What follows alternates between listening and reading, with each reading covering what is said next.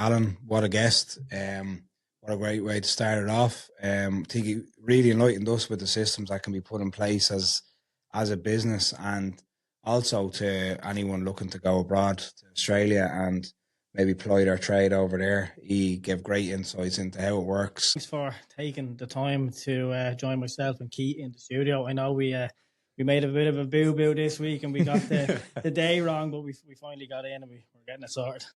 It was a little bit of a mishap with the 30th and the 29th, but look, I think initially it was in Australia and then it was the 29th, but I double checked and I was like, it is the 29th. You said the 29th, but yeah. It's a new tactic that we're going to be using this season anyway, to make sure our guests are well rested, seeing as they'd have a good night's sleep in one of the nearby hotels. Yeah, I suppose, yeah, look, I mean, as I was speaking to you last night, I happened to get up last night and seen it was right next to Tala Stadium, the hotel, and I was like, just checking in, and I seen up on the screen that Shamrock Rovers were playing Galway, and I was like, that's hardly tonight, it was a Wednesday night, so I checked it, and it was on. So that was my night last night, was Shamrock Rovers in Galway. And I didn't even realise it was the league decider. That it was at until literally the whistle blew and they're like singing Champions. Is this But it was a bit like underwhelming when they won. It wasn't. They didn't go wild. It was very tame. So they've had a hard bit of it now over the last couple of weeks with results and stuff. So I checked the form. They were dropping. Like they could literally have left the league behind them. And I think the last 5 games or something, they might have drew or won one game or something. Yeah. So they needed, I think, a point would have got them the league last night, but they won. You've seen on your Instagram today as well, you had like a full circle moment from seeing somebody on the sideline as well. Yeah, so I did a podcast. I actually thought it was a few podcasts ago, but it was episode 32. So I did a bit of digging today while I was in my downtime. And it was episode 32. I did a podcast. So back in the day, there's a thing called the Kennedy Cup, which it's just for I think it's under 13s is the age group for soccer. And at the time, I was playing with the West Cork team, and we had John Caulfield as our manager because he was he's a Ballyneen native, I think, in West Cork. So he got in with the West Cork team, and he was training us. And he said something that stuck with me at the time, and he said, "If you look professional, you play professional." So he made us scrub our boots, and he made us like everybody going out, the boots were checked when we went out to play, and it was just setting the level, setting the standard that when we were going out on the field, that like if we looked the part, we'll play the part, and that stuck with me. And then I twisted that into the business side of things. I was like, if you look professional, you get paid professional, and it resonates in business because if you've got a beat up old van, it's not sign written, and you want to charge top dollar, that's not going to be accepted. Like, whereas if you rock up there with a pristine van, it's nicely sign written, you've got a clean uniform, you look professional, you are going to get paid professional at the end of the day, kind of thing. Do you think that in general, that's where the downturn has been in the trades, and like the need for the likes of you and whoever else is out there coaching to kind of bring that to the forefront for tradespeople and I suppose businesses? Yeah, well, I think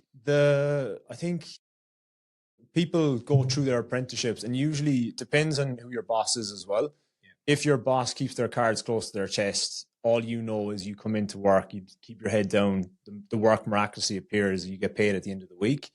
And I think a lot of people don't educate their staff because they're afraid they'll lose them. And it's like they're afraid that if they train them too much, that they'll leave and do their own thing. Yeah. But then there's that dilemma of like, what if you don't train them and they stick around? So it's like you have that shit in play. But I think like it's people get their license, and particularly in Australia as well, is depending on the state you're in. Because I spoke with a guy from Western Australia, and he said that he has to go through a contractor's course to get his license. So they make you sit a 2-week business course, essentially, that you get educated, you know the ins and outs of business, and then you are able to start your own business. But in New South Wales, it's a case of once you've got your electrical license, you apply for a contractor's license. Bob's your uncle, jump in a van, away you go.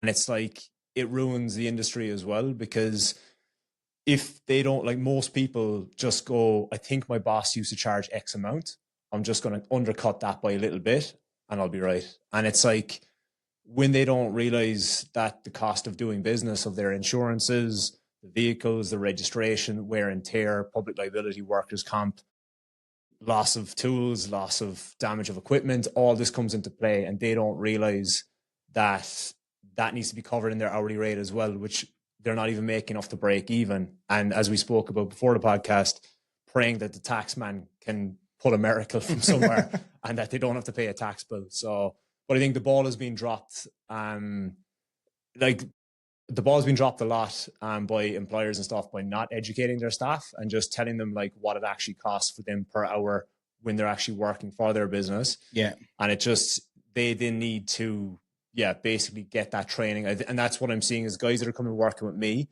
they've got drive, they've got initiative. They've listened to some of the podcasts and they've said, that's exactly where I want to be, or that's an issue that I can see coming with me in the future. And that's what I'm here to do, is kind of resolve their problems and like beat them to absolutely stuffing up and losing money. Do you think it's like, in terms of business owners, do you think it's like a secrecy thing where they don't want their employees to know too much about the background thing? Yeah. Like you said, if they become too educated in it, they'll know the ins and outs, and if they're good enough, they'll go out on their own. Do you think it's like a bit of the lack of transparency that's maybe causing that? I think it's a funny one, because I think,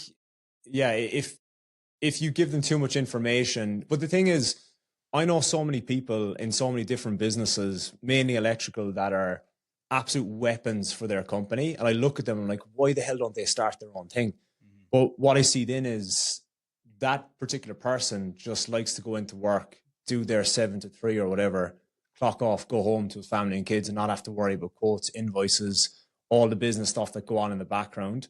And they just like going in, doing a day's work. But they're basically, a lot of people I know are like a second in command with that business, but they're really happy just coming in, doing their day's work and going home, presumably getting paid very well. What's a good way to keep them on board is actually give them skin in the game of like profit share or something like that, that the better they perform and the better they can get the team to perform, that will then like basically up the business as well. And it keeps them interested in the business, that they basically are like a silent director in the business as well. Yeah, cool. Oh, yeah. You're just talking there obviously as well, like about like the difference between the likes of what's happening here in Ireland and what's happening in Australia. And on the radio today in Ireland, they're talking about initiatives in Ireland that the government want to start running now to try and entice Irish abroad, albeit in Canada or Australia, and try and get them back into Ireland and set up as companies, because there's going to be a massive influx here needed, obviously, with the housing crisis and stuff like that. What's the draw in Australia for contractors right now setting up compared to what you might hear about lads coming from Ireland that might have been struggling maybe and wanting to set up here? So are you saying that, like, why would you come back, or what would, like, so I think like what I've seen as well is my sister recently moved back probably 3 years ago now, and I've read so many forums, I've spoken to people that have moved back.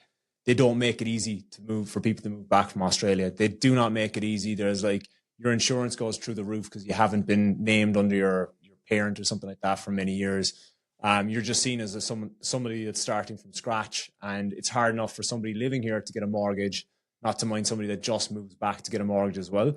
So I think they don't make it easy for people abroad to move back. If they did, I feel like they would get a fair few coming back, because what we see in Australia with a lot of our friends is the second kid syndrome of, they have the second child out in Australia, both parents are Irish, and they're like, we've got no support around us, we've got no network, and that draws a lot of people back. And my sister came back with my niece, and that was the first, and they're after having the second now.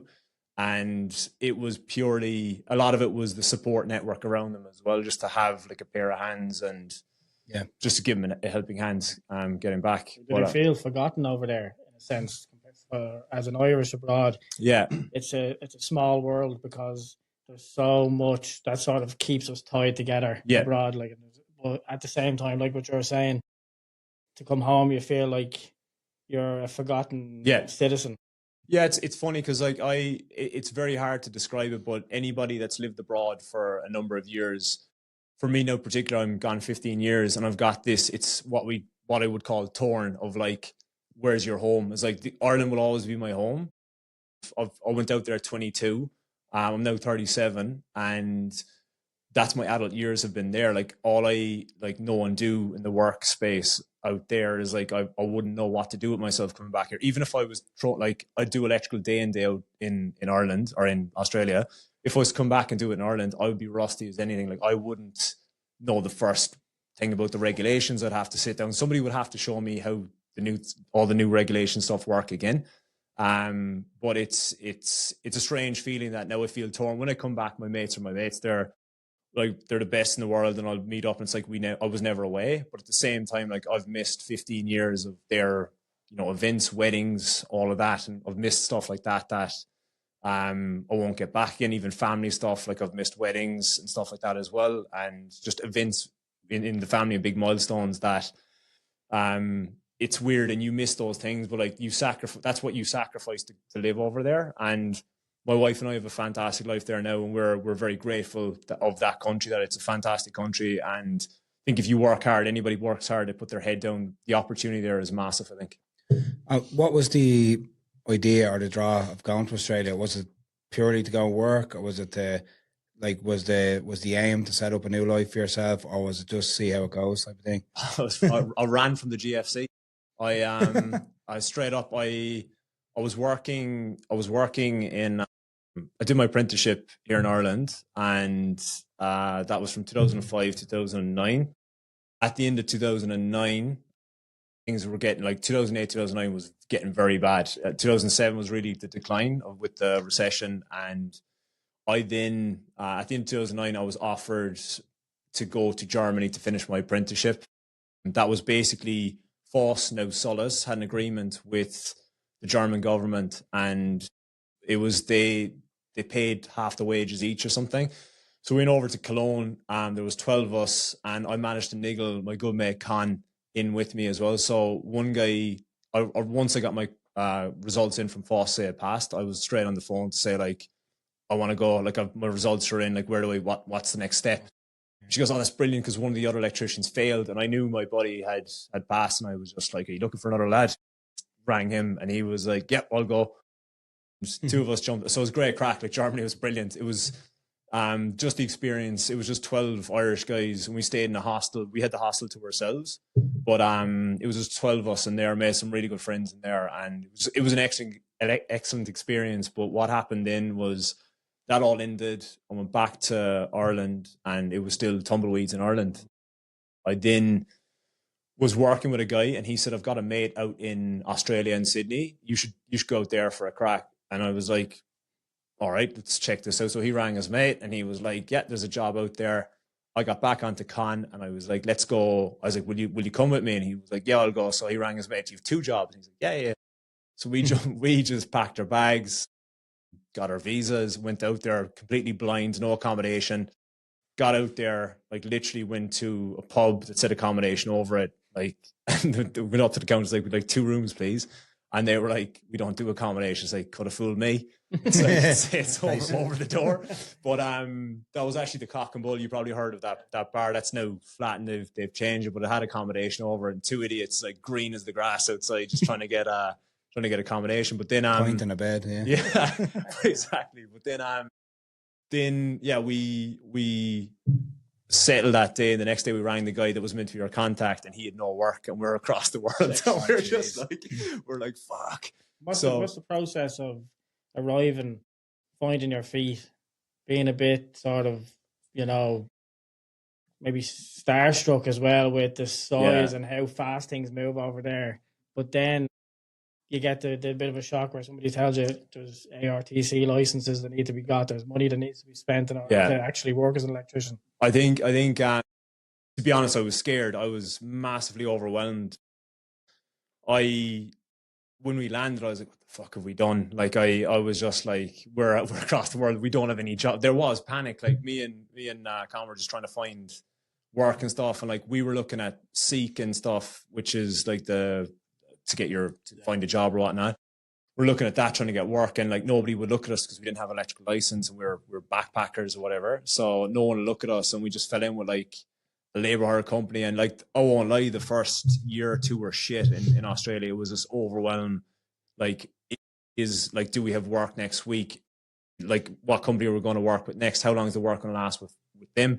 It's funny, my girlfriend at the time, my now wife, we were at a barbecue, and one of our friends, like, I'm an electrician, so he's from local to her as well. So they all knew each other, like a clique of friends together. And I just went to a barbecue with them. He goes, we got chatting. He's like, what do you do? He's like, oh, electrician. And then he goes, oh, I think our company's looking for guys. And I was like, oh, brilliant. So I'll get the details or whatever. So to get my electrical license, I went to Adelaide. So I went out to South Australia to loophole it. So over 4 days, you can do an intensive course, which it wasn't too intense, to be honest. You do that for 4 days after you get your trade recognized. And you, when you get that, you can get your South Australian license, and then you mutually swap it over through mutual recognition. So I got my New South Wales license to work in Sydney through that. But while I was down there, I called that company and I said, hey, look, I got your number from this fella, and I'm looking for work, whatever. And the guy goes, oh, brilliant. Can you start on Monday? And this was like Thursday or something like that. I was like, yeah, brilliant. I was like, yeah, see you Monday. And then then I start on Monday, and I won't say his name. He goes, where's that guy? And he goes, oh, we fired him.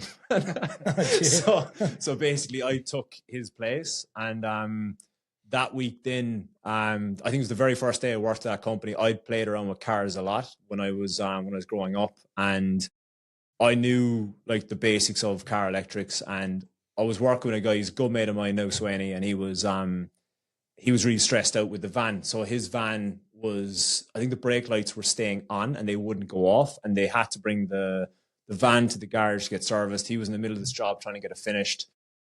And I said to him, did you try the brake pedal? And he was like, what do you mean? I was like, that's where the switch is, like that stay. That's where probably stick and stay on. He goes, what do you mean? I was like, you've W40. So he gave me W40, sprayed it on the accelerator or the brake, and then he's like, what the fuck do you do? And I was just like, I'll put WD-40 on it. It's gone off. He's like, yep.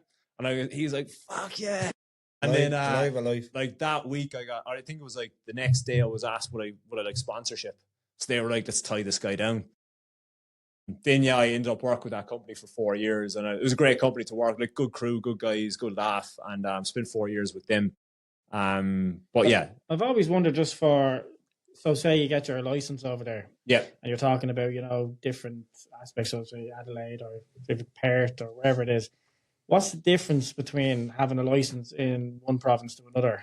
It's so bad. You have to get one every state. It's a money racket. It's the exact same rules. Regs wise, it's the same. Yeah? They're talking about bringing it into a national license, but it's literally, it's a money racket. Like, I went mining for about 2 months, and I was trying mines in Northern Territory, Queensland, and Perth. So to be in the running for them all, I actually had 3 licenses, and the most expensive is typically was Perth. That was like $400 or something in Western Australia to get that one. I think Queensland, Northern Territory were pretty cheap. They were like under $100, but they knew everybody wanted to head there for the mines and stuff. So plenty of money coming in anyway. Yeah, but like it's stupid. But they have got it. It'd be like having a Munster license, Connacht, Leinster, Ulster, as opposed to one license, which makes no sense. But it's a money racket. You're on a fair play to. Yeah. Look, you mentioned the car and the tinkering with cars and engines and whatever else. But what steered you, excuse the pun, in the direction of becoming an electrician in the first place? So I think playing around with cars, I think when I was 16, 17, like, it was just like living in the country. It was like, can't wait to drive, like a bit of freedom kind of thing. So I was always into cars and just kind of tinkering around with them, doing bits and pieces to them. And then there was wiring involved with that. And I think I started doing that, and I was like, this is fun. This is enjoyable to put a circuit together and it works. And then from that, I was like, I think I want to be an electrician, like set my standards sky high. I was like, I want to be an electrician. And I then went, basically didn't really care about school during the leaving cert and stuff like that. I think I remember I got it was actually my mother heard an ad in the radio, showing the age. And she was like, there's a guy looking for an apprentice or whatever. I think I had the job during my leaving. I had the start during my leaving cert, and I really didn't care. And I did my leaving cert or whatever, but I didn't really care, put much effort in, because I knew that was the journey I was going in. So yeah, that all came about. what marks did you get? Not too many. It never really matters, does it? But school, as a sense, like, it can be quite a heavy aspect that we sort of push on here, and we ask the guests like to talk about, like, where they grew up and school experience. And we'll try and bring it back a little bit as well, like your local town, growing up in it, sports and stuff like that. Was there anything else maybe that might have interested you in the town, like other than school, that would have maybe? So, I was big in sport. Like, I used to play football. I used to play soccer, and when I went out to Australia, I actually gave up. I gave up sports for a while because it's kind of getting my bearings. And like first few years were rough between moving in between places, trying to find work, stable work, and just like really finding your feet. And it wasn't like 2 years in until I really found my feet. But then I was playing sports always in Ireland. Then I actually took it up 3 or 4 years into living in Australia. I'm still playing it now. But yeah, growing up, football and soccer was big with me as well. Loved playing that. But then I think everything just got put in the back burner when I moved back to Australia.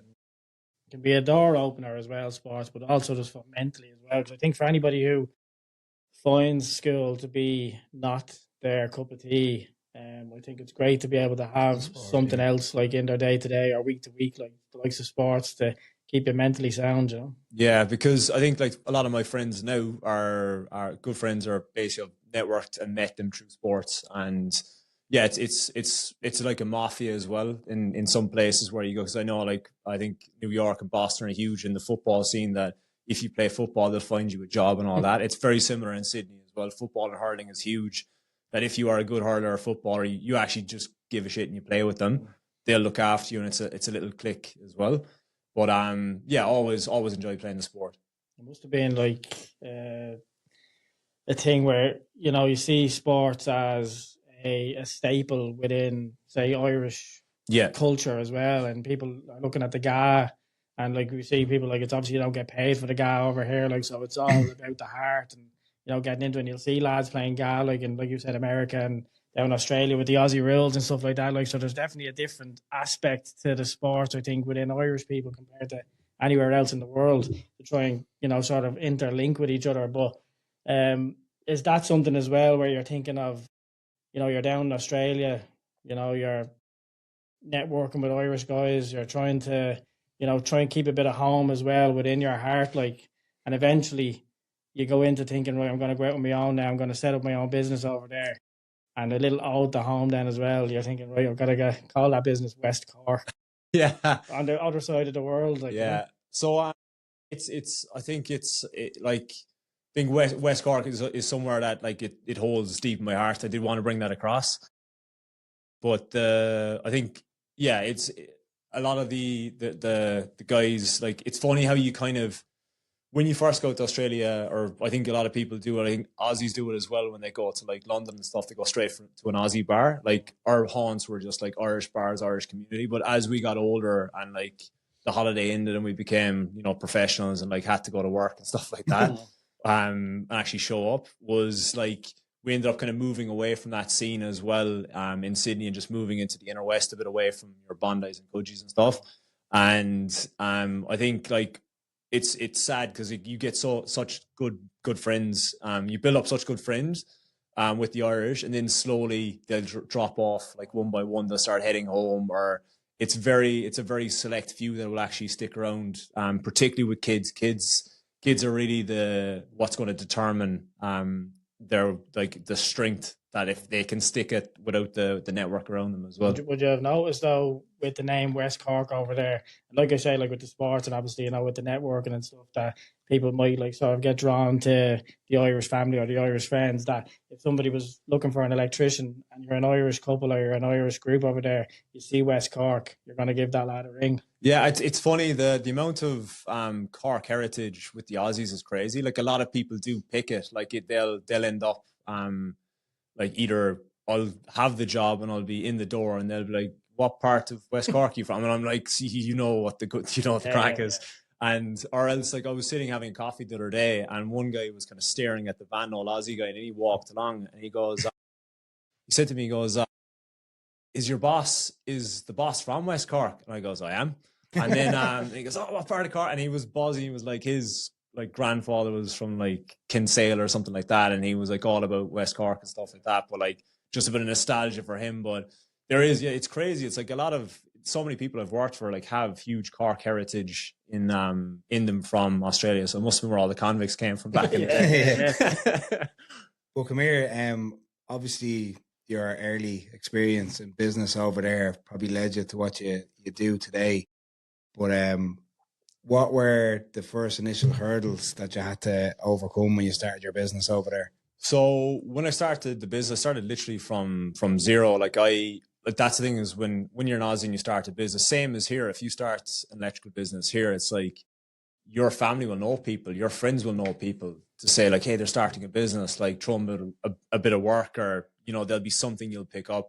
Like I started from zero. I literally left left the company I was working with, and I relied on like lead generation websites. So I'm not too sure are they in Ireland, but in Australia, there's a few lead generation websites where somebody will need something done. They'll post the job ad and it will ping on your phone and it will say like, so-and-so needs a job. They need like smoke alarm replaced or lights or something like that. So I started off with that. I started off getting jobs off of that, which now I despise. It's the bottom of the barrel stuff because it's all newbie guys scrounging for the work. And then I started getting fixated on marketing and business and just educating myself, which then I started implementing stuff into my business and doing things and getting educated on where it was going wrong. And that's where things changed drastically in my business and basically led me to the business it is now. And it's just putting hard work in behind the scenes to educate myself in where I was going wrong to actually succeed. Yeah, well, we spoke before the podcast itself, and you did mention that there's a lot of coaches out there. The market's quite saturated with them. With what would you say? Snake oil. Yeah, basically, and where they don't have the years or the graft put in to actually be able to push it upon people that they're trying to coach. But you obviously went through the trenches and then came out the other end of it. So it obviously becomes more valuable when people get like the likes of this podcast. You get that story out, and people pick up on that and they become invested in you as a person as well. Do you think that's important? Yeah, absolutely. I think that like when you start out and you basically don't know what you're doing, and there's so many coaches out there that they sell you the dream and they haven't been there in the trenches. But like I literally have put blood, sweat and tears into that company, and it was like the first few years were really, really hard. Like I ended up working for builders. I don't work for builders now. I drew a line in the sand. I don't work with builders, real estate, strata. Strata would be the building manager. So I don't do any of that work because it just stressed the shit out of me. I know I just work directly for mums and dads and stuff, but and just homeowners, direct to homeowners, people that pay the bill. I don't deal with middlemen. If I've got to go through somebody that's paying a bill on the other side, I won't work with them because it's just been too much of a hardship. But there are so many people out there that are, they're just selling you the dream. And I think that's where what you see is what you get with me. I'm just raw and real, and I'll tell it as it is. And I think like that's what people appreciate. And the guys I work with at the moment, they appreciate that of like, I'm not going to tell them you're doing a really good job. If something's drastically wrong in their business, I'll call them out and say like, you need to fucking change that now. And they're doing it. And that's how they're getting results as well. What's the timeline like for the mental inception of Simplified Sparky from actually translating what you're doing in West Cork into what you're doing now? How long did that take to actually get up and running? So I when I started my business, I got coaching and I loved it. Like I loved learning. Like it's funny because I didn't like school. Like I hated school. I didn't hate school.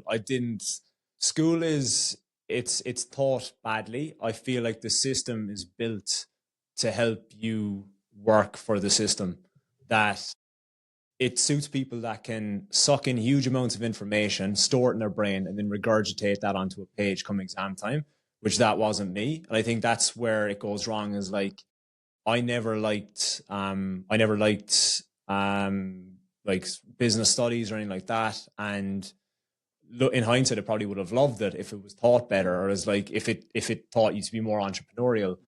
But I think that the school system is taught badly. But I ended up getting a lot of coaching along the way, and then I loved that, and I loved going out and then speaking to a mate that's a plumber, telling him an insight or telling him like something that I've learned, and then he would do it, implement it, and it would work in his business. And it gave me fulfillment, and I wanted to do what I'm doing now about 5 years ago, but I was too scared to take a leap. I was just a coward to be like, what will people think of me? Yeah. And right now I don't give a shit. Like what people think of me. And I think the older you get in life, nobody really cares about you anyway. They care about themselves. So it's like, just do what you want to do. And the last few years, I've had a lot of family scares in my own family with my mom and dad. So that's inspired me massively to just pull the trigger and start doing it, and have the flexibility that, like right now, if I do need to come back, I can just grab my laptop and a suitcase, and that's my office. But I think that it took me years to actually jump off the ledge and just be like, fuck it, I'm going to do this. And I am so glad I did, because as I was saying to you earlier, for the podcast, I spoke to a client in New Zealand, a client in Western Australia, and a client in New South Wales. It's just, you can speak to anybody all over the world from the laptop, and it's just massively fulfilling for me to have actually taken the leap, implemented stuff that the coach that I work with, he's telling me what to do. Excellent guy. Only for him, I wouldn't be where I am now. And because of that, I now know how to guide my students underneath me as well. So it's awesome. Do you find your clients thrive, obviously having you there to become, I suppose, more accountable to themselves? Do you think you need someone, above you to be accountable to? I think, as I said as well for the podcast, that with my own podcast, I think a lot of people resonate with stuff I'm saying, or like I'll give a situation where I've stuffed up in the past, or I've made a massive mistake, and they'll be like, I nearly did that only for listening to that podcast. And what's annoying is people are saying to me, you're giving too much away in the podcast. So I'm just like, I've got to hone it in a bit, because that's why some of the members have signed up, because they were like, fuck, you've given so much value in the podcast. What do you get on the inside? So that's look, it like the OnlyFans. Yeah, exactly. Yeah. So that's the side hustle. But yeah, it's crazy that, like, I think basically somebody needs a shoulder to lean on, and just somebody to guide them along the journey, because there's an author out there, Donald Miller, and he's got a book called Building a Story Brand, and it speaks about, if you look at any movie, there's a hero and a guide, and always the guide will bring the hero along the whole story. And my job is to be the guide, and they're to be the hero. And that's what I say to them, as well as, like, they need to be the guide and their client is the hero. So if you're installing something for your fans or lights or sockets or whatever, they need to make the client feel fantastic and guide them along the way as well. And that's kind of the whole principle. Do you remember your first client? Yeah, I do. I actually do. Yeah. And what was that first one like? So the first client for electrical. I presume you were your first client anyway. Yeah, just talking about that. But I suppose in terms of solving that problem for someone, the first person, like, was that a great feeling? Like, I remember for the Simplified Sparky. Yeah. So I told you that, and the fucker never even told me till today. I was on the call with him, and I just asked him how things are going and chatting away, and then he just goes like, so I implemented what you said, and I've doubled my hourly rate. And he was like, and quotes are getting accepted. And I was like, fucking brilliant. I was like, why didn't you tell me this? He's like, I just didn't think I needed to. And I was like, this is what I was like, I fucking love this. So I was like, it's probably building for you. But no, so it's very, very fulfilling that, like, I've given this explanation to a lot of people of, like, I'm 20 years at electrical now, and it's like, if I go into a room and I change one of these lights, these troffers, or like a socket on the wall, it's like, I charge somebody, they mightn't necessarily want to give me money, they just need to get it done, and it's not fulfilling. Whereas, like, if someone can pay me and I can tell them something and it can return their investment like 100 times, that's massively fulfilling for me, and it's value to them as well, that they're like, that was money well spent. That's an investment, not an expense. Whereas, like, these can be seen as expenses, and I don't get a kick out of doing electrical. I get, like, a thrill. Like, I'm not a big gambler, I wouldn't even bet. I probably might bet like $50 every 6 months or something like that. But like I compare getting results with a client to winning a bet, where like that dopamine hit of like, I told him to do this, he did it, and now he's like doubled his hourly rate or whatever. That gives me an ultimate kick. Without giving obviously too much away, could you, in layman's terms, go through the framework of the before, during, and after that you spoke about before? So how it all operates is, what I focus massively on is the client journey. So what is lost is like, marketing is so many moving parts. It's like the before phase when a client doesn't even know you. So that's where I work on their niche, what kind of work they want to do, the target market, who's that person that's going to be, you're going to be paying the money that's in that niche. And then the messaging single-handedly is one of the most important things in marketing to attract your ideal client. Because if you've got the wrong message to the right client, it's not going to work. Or if you have the right message to the wrong client, it's also not going to work. So your message needs to hit home. I actually had a session the other day with the guys, and I gave an example of shampoo. You walk into a shop, and if like say somebody's got really frizzy hair, and they go to an aisle, and there's a bottle on the left that just says shampoo, and the bottle on the right, left, right, is going to say frizzy hair shampoo. What one is she going to pick? Like that is how powerful messaging is. Because if you just say electrician, what do you do? And that's why messaging is so powerful.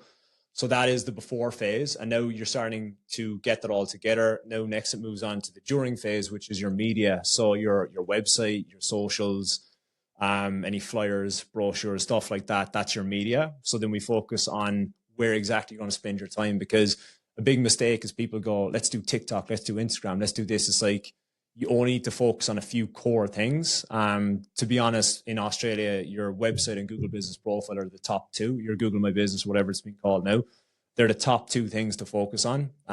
From there, then the leads are starting to come into the business. So then I work on the lead handling system. So as I spoke earlier, ServiceMate is my go-to for the job management. And that is then the client comes in, how's it handled in the system? Are you handling it correctly? Have you got your automation set up? Have you got your follow-up set up? Everything that you need to quote, then it moves into the lead conversion stage, where we focus on converting that lead and getting the money in.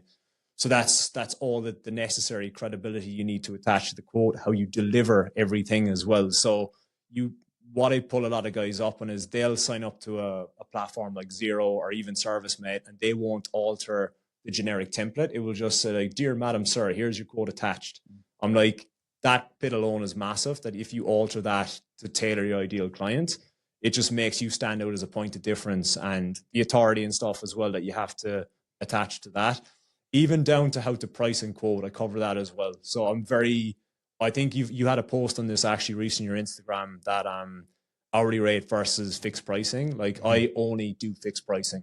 Never ever give an hourly rate away. So I purely work on fixed pricing. And that kind of covers the during stage. We move into the after, where you've got the job, is delivering a world-class experience. And that is how you wow the clients, that they want you back for more work, how you even right down to where you park your vehicle. Of like, one of the stickler things is don't park in their driveway. Their driveway, their home is their, as they say in Australia, your home is your castle. It's a cliche, cheesy saying. But I will always ask to park in their driveway, because they might need to get out, or they might be like, geez, that was rude, he parked in my driveway. So it's a psychological thing that's massive, of not to park in their driveway. So it goes through that of how to deliver a world-class experience. Then it's turbocharged profits, which is on-site sales, and also just other areas to make more profit for your business. And then finally, where everybody drops the ball, is client retention. So with that part, it focuses in on email marketing, SMS marketing, basic client retention. And it isn't like an email every week or whatever. Nobody wants to hear from their electrician every week. It's just a certain trigger every 8, it could be 7, 8, 9 weeks. You're just purely rocking up at their door saying, hey, just giving you a bit of value, not selling, and moving on again. And that employee never takes a sick day. It's always working. Like, you just set and forget. And every few weeks, they'll get triggered an email with a value bomb. And all you want is to rock up at their door to say like, hey, remember me? And then go on your business again. Because what you're hoping is they go out for dinner with their friend, that weekend or 2 weeks later and they go, I need electrical done.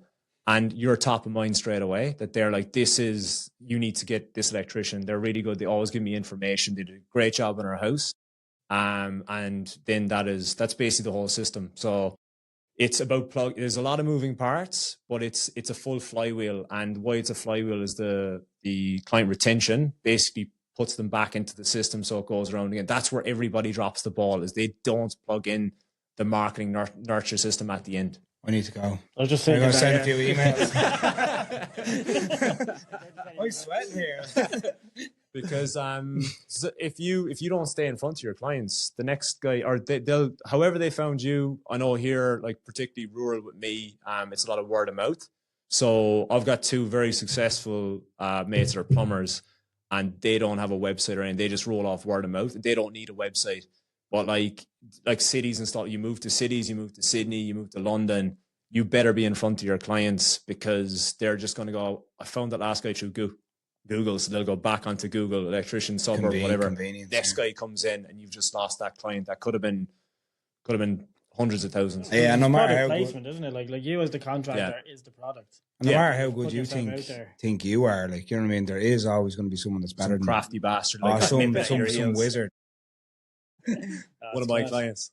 Yeah. But there's has AI been a game changer for you? I love it. Yeah. I'm going to do a live session. I'm actually I'm buzzing with excitement. So I'm doing a live session with my members next week, because there was stuff I found out last week that I didn't even know I could do, and I was just like, fuck. I geek out fully on all that. Like I think that's why I love it. It's like I nerd out on the back end of business. Like I love all the moving parts, the automations, the softwares, like plugging them all together. And then AI down top of it is just like pouring petrol on a fire. So I'm not too sure you aware what, like, ServiceMate is huge in Australia. I think predominantly in the UK as well, is quite big. They've just released a feature that's AI phone answering. So one of the biggest things is people being time poor, or they're up on a roof or under a floor or something like that, and the phone is ringing. They're just like, I can't get to it. Or they'll just be like, and they're just launching it. You can set this up and you can program it yourself that it will answer the phone. Like you can give it a name, you can give it a personality. You can give it the script to follow that. Like when you answer the phone, ask X, Y, and Z. You could even, like, it's something I'm toying with as well, is because people are quite sketchy with AI and robots, that they're like, is this a scam? So like I'm playing around with mine at the moment, but to say, like, if it is asked if it's a bot, I have a program to say, look, this is actually an AI answering machine. Yeah, no, give me your credit card details.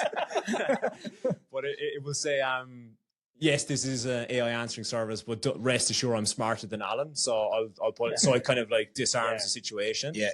But it can do that, and they've also released a feature as well, which is it's AI assistant, that AI agent, that it will actually.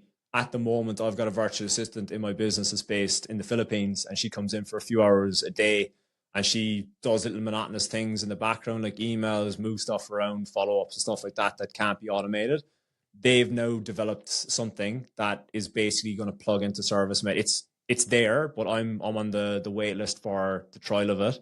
I've got a connection in there, so I'm hoping that I get it quicker. But it's basically it's basically a plugin that will start doing all these little automations in the background without you being there. And this excites me so much for my members, because a lot of them are guys that are just starting out business, that are want to get their stuff together, or guys that have been in business a while, and like one of the biggest time wastes and time sucks in their business is the admin and answering phones when you're at work and stuff like that. Because at least if they can get the phone answered, gather the information, and get that into the system, that it will make quoting and stuff a lot easier. Because I'd say 95% of my stuff I quote from a laptop. I don't actually go out to site at all. And that's what I teach my members as well, is all this can be done remotely, just using strategies and softwares that are out there. And I'm really hoping that the AI level goes up and up, that it makes it even easier, that eventually a bot can get all this information, which is quite crazy. Is that something that you're obviously going to be obviously within your own business? Is that something you're actively going to be pushing to clients as well? Yeah, well, it's an option, and like once they have that software, it's basically an add-on. So if they want to unlock it, they just pay an extra couple of dollars per month, and then that'll unlock like the service-made phones. Yeah, and then that is going to unlock the phones, and then you can have like a during hours and after hours. So I think to stick a toe in the water, a lot of people will set up the after hours that like if somebody calls, at 5-6 p.m. that the answering service takes saying, hey, look, we're out of office hours. I'll just take a message and Alan will give you a ring back in the morning. I'll just grab some details. Yeah. And that AI agent, I wish I had it rigged up now because I could actually give a demo of it. But it will basically say like, what's your first name, second name, address, email. And what I've got it to do as well is after it asks for the email, I ask for it to confirm the email as well, just so it makes sure that the email is vital, that it catches it exactly. Little things like that. It's going to be teething, like most of the cool new products they bring out. Every year they release really cool features. You'll be jumping on ServiceMate next. I think I will, yeah. So they're always released up, but there's teething. Like it'll take about 6 months to a year to actually come to fruition with that as well. But I'm always excited with AI and tech and stuff that will make essentially our businesses a lot easier to run. And just like it's like a little staff life easier as well, isn't it? Yeah, absolutely. Takes a lot of stress away from everything. Obviously, myself and Keith do the podcast. We invite guests in, and obviously we share our sort of day to days and little tips and tricks where we can. But what was the goal for yourself to get in front of the mic? So with starting Simplified Sparky, my goal is to eventually sell my electrical business. And I think something really cool that I'm planning on doing is like I'm seeing now with Simplified Sparky is taking such traction that what seemed a dream is coming to reality sooner and sooner. So what I'm probably going to do, this is the first time I'm saying this to anyone, is because I'm going to be selling my business, is like I'm going to start documenting that journey and putting it on Instagram or YouTube or whatnot. The double-edged sword with that is the followers and stuff who are following the journey will be the buyers at the end of it. So they'll see what it basically takes to systemize the business from start to finish. And like the funny thing is, like I've spoken to some mates in the past and they're like, oh, it's a one-man band business. It's not worth anything. It's like the leads are flowing in. It's like all you have to do is plug it into another business. And I've got a guy over there at the moment. That's how I operate over here. Is they either go into a wait list and they wait for me, or else they will ask them if they want a referral. If they want a referral, they get sent to my good mate Matthew. He looks after them then, and we've got an agreement cash wise and stuff like that. He plugs right into this business. Like this business is exact same as his. So once the lead gets diverted to him, he just does his thing, and very similar to how I operate the business. Because I did mentor him for a little while as well. And it's very unplug and plug in like to another business. So I want to have it in such a way that it's like the I's are dotted and the T's are crossed, that it's very easy to sell. All the data analytics are there. Because as I said, I geek out massively in this. So all of my call logs, everything, I use software for that. Everything over the last few years is logged. All the leads that have come into the business are logged. So if someone was to ask stats or analytics, it will all be there in a spreadsheet of like how many leads came in that month, how many calls came in, how many were repeat clients, how many were new clients. So that's how I want to have the business. Like it's all there, but it's just to make it a little bit better, that it's very appealing to buy. And it's like, as this project progresses, it's just going to make that more of an investment, that the value is obviously going to go up and up and up. So that's the end goal of me. So that's obviously an investment for, that moment in time, but also going into the future of that business, and then with kind of an eye on an exit strategy. Yeah. Do you think if people don't have that in place, they're just, whether they, like I'm speaking in my own terms here, like if you're not handing it to a son or a family member, do you think the business kind of just dies with you then? That's where you're setting yourself up. I had a call with my members yesterday, and the call was on time management, and we dabbled back into systems, and I am part of an organization in Australia that's it's basically an organization for electricians, and we meet once a month and just have a few beers and a pizza or feed. When I joined that like 9 years ago, there was two old schoolers in there that were like the back end of their business, or the back end of their careers, and they just want to retire and get rid of their business. And they basically just rocked a normal business. They just like paper diaries, stuff like that. They had some bit of tech in there, but it wasn't well oiled. And one guy's trying to sell his business right now for peanuts, but you're buying a dead horse. You're just like, what are you actually buying? Like, he left it die as he got kind of older, and it's just kind of like, I don't really care about my business. Like, who wants to buy that and pick it up? Is just don't want to cut across you, but is that where the business strategy, as you talked about earlier, where you're working for, say, contractors and builders that are like so heavily invested in you, but you're talking about homeowners, private homeowners. Yeah. You think like that's why you swayed to that rather than having the contracts? I think that's what makes my business, in my opinion, more valuable. Is like, I don't rely on builders. I don't rely on your household name. Yeah, it's literally reputation for a house, and it's like, Alan doesn't necessarily have to go to the job. Like, I've rocked up to some jobs and like, oh, it's actually you doing the work. I'm like, yeah. So it's just like, if you're buying a business that's connected to like a council or a builder or something like that, you're banking on goodwill that if somebody does buy that business, that they are going to give you the work once you sign over and you now own that business. You were really hoping on a lot of goodwill that they're going to, that you could pay a couple of $100,000 for a business because it's got these contracts with builders. But the second that old owner leaves, they might be like, I don't like you, I'm going to that guy. And that could be just an absolute waste of money. And that's where I feel like, or he set up another company. You're making 100 contract. It's a funny one, but I think like that's what I was instilling with the guys yesterday. Is like, even if you don't want to sell, or right now you're saying you don't want to sell, circumstances change, situations change. Maybe you'll just want an absolute career change in 10 years' time. It's like, always build that business that it is there to sell. You want to build in such a way that it's structured nicely. It's got the systems in the back end, the templates that you need to send with emails and stuff like that. Everything is there and it's easy to follow, that if somebody does need to understand the business, you can just get plugged right into it. So I'm huge on that as well, of like, build it to sell even if you don't want it, because there will come a time, like it might be when you're 65 or something like that, you want to get rid of it.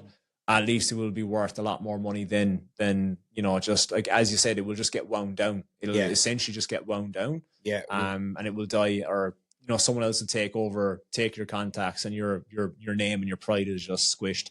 Yeah. That you've worked for all these years. Apart from the social media aspect of it, how are people finding you and the business? Predominantly the podcast has been huge. So the podcast and Instagram are the top two. YouTube is coming. There's one video on YouTube at the moment, but that is on the list. But this is where discipline comes into play, and I think this is relevant to Sparkies as well. Is when I started working with my coach, he was like, focus on one and master that and move to the next. And I think I've finally got a grasp of Instagram. I get how it works, get the bearings of it and stuff like that, because only less than a year ago, I was just finding my feet with it, just trialing, testing the water, and I figured a lot of stuff out in the meantime.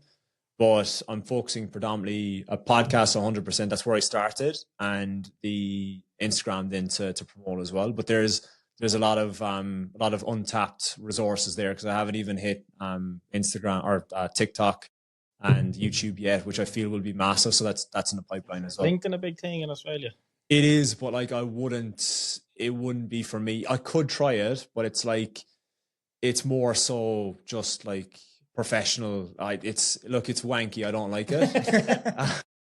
It's actually funny you mention it. Like, there's a storm coming now. Like I think it's like tonight or tomorrow. It's actually hitting like Cork and Kerry. I think it's like today even.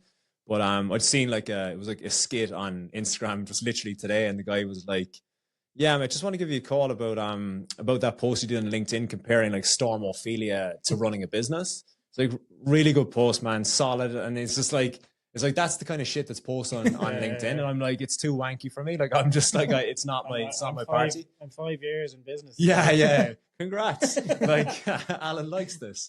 But I'm just like, it's very fake. It's very corporate. And Look, it could work. I might tap into that, but if I do, I'll just be raw and real in it. So I don't know how that's going to go down. It might disrupt it a bit, but yeah. For anybody listening to our podcast, then at the minute, then that might be, intrigued about what you're doing on yours, where can they find you? Basically, if you head over to Instagram, my name, Alan Collins, just type that in. It's probably the best place to get me. Other than that, simplifiedsparky.com. And yeah, as well, I'll give you a little link to put in the show notes as well. It basically improves electricians' marketing in 9 minutes. So they'll get trickled 1 email per day. The emails are less than a minute's read. And it's an eye opener to ways that they can run their business, and it's completely free. And they will, once they sign up, they'll get an email from me. So if they want to reply to that as well, they hit me up with anything. That's a good way to get me as well. Well, it's been a privilege learning all the things that I'm doing wrong in my business. We've got to get get you signed up, lads. We've got to get the hardest question out of the way for this season. Yeah, so we're starting a new Spotify playlist. You're going to be the first song on it. I think I'm going to go with Bruce Springsteen, "Dancing in the Dark," because dancing in the dark implies that the power's gone out. And then it probably will be by the time you back down to car.